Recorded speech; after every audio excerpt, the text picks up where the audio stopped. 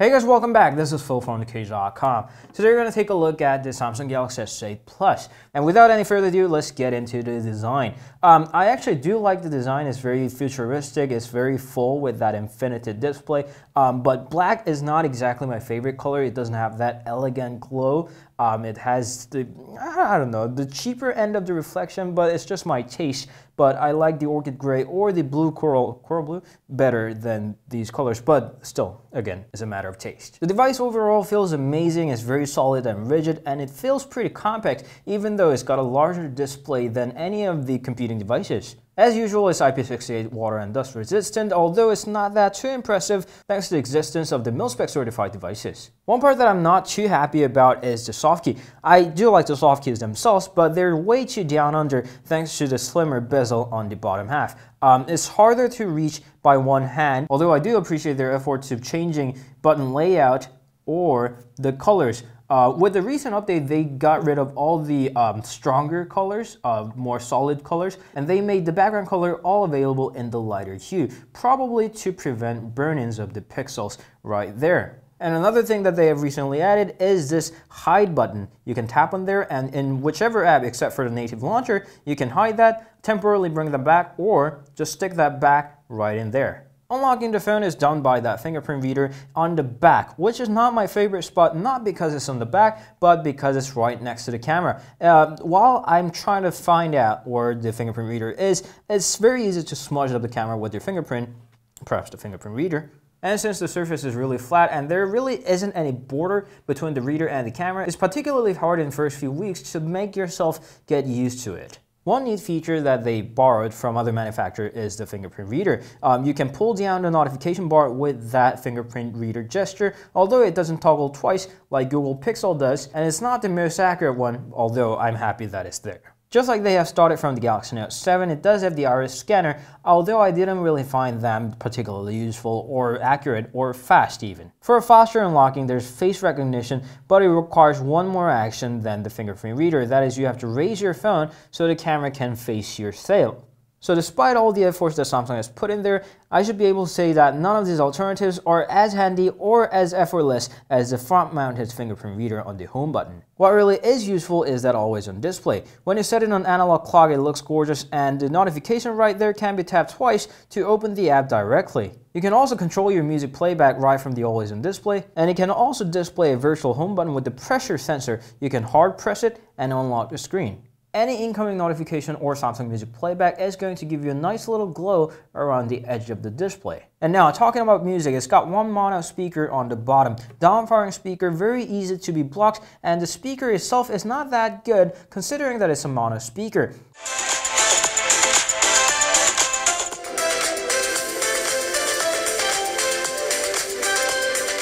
I would have definitely appreciated a stereo unit, and the speaker itself could have had better bass and better treble. Just in short, it's not a good speaker. Now, moving on to what's inside, it's got a thing called the Samsung Experience. That's a new name for Samsung TouchWiz. And the overall frame rate for the app drawer, firstly, is disappointing. It's not that smooth. And this probably is a ratio thing, but scrolling around the multitasking panel is way too fast that I can't stop at the panel that I want to stop at. And one of my personal questions is why Samsung hasn't set up Samsung One as their default font when they have taken years to develop that universal global font. Samsung One is a very sophisticated and well-built font. Try taking a look. What you see after some of the disappointments from Samsung Experience is some of the neat features. When you go to Smart Select out of the S screen, there is an animation. That means you can make out your own GIF image right from the screen, start capturing it in high or normal quality. And since it has an unorthodox ratio for time being right now, it can fill up the YouTube videos in other ratios by cutting out top and bottom, or if the video seems to suit the ratio without any problem, it's gonna do that automatically. There are a lot of themes that you can choose from. They're usually pretty good in quality, and Bluetooth device volume can now be synced with the phone's volume, along with the dual audio function that allows two Bluetooth devices simultaneously connecting to one phone. And there's even a feature to separate the sound output, your game on your phone and your music on your Bluetooth speaker. And since it's been quite a while from launch of the device, most of the apps should run with that ratio without any problem. But should you encounter any app that does not, you can just tap on that button to either make it fit to the ratio or run in compatibility mode. Other than that, usual Samsung goodies are still here: Samsung Pay, Samsung Cloud, Samsung Pass, or Smart Switch. But with all that software, Bixby is something that Samsung really wants to push forward. From town right now, it supports 2 languages, Korean and English. And if you press and hold on that button that Samsung tries really hard to be not able to be customized, there's Bixby Voice, and you can talk to it. It works pretty well, it's fun, but I still don't really see any reason why I want to talk to my phone instead of touching it. But still, they're trying, and I think that's what it counts. Running all that is either Snapdragon 835 or Exynos 8895, depending on the region. Both of them are based on 10 nanometers process, so you really wouldn't see much differences, although battery life has reported a bit of differences. But nevertheless, performance is very good, and especially for the Exynos model, the GPU's got a huge boost, so you now shouldn't really have to worry about 3D gaming, which the last generation of Exynos has a little trouble with. Now, moving on to the camera, it cannot be launched by tapping the home button twice. It doesn't work that way anymore, but you can launch it with press the power key quickly twice. The camera is simply great, whichever environment you're taking photos or videos. Shaking is almost never an issue here, with incredible details in the low lighting condition, with even better white balance than already great S7. And the front-facing camera now has autofocus built in. That means you can make a focus get there, there, or there by simply touching it.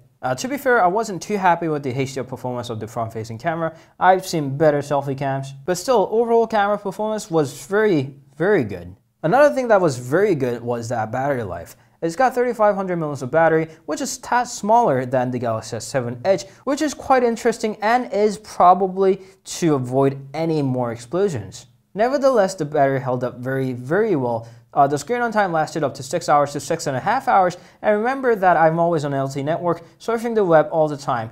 So if you have more of a common usage pattern, more Wi-Fi, more Messenger rather than web surfing, then you should be able to get an hour or 2 even more from what I had.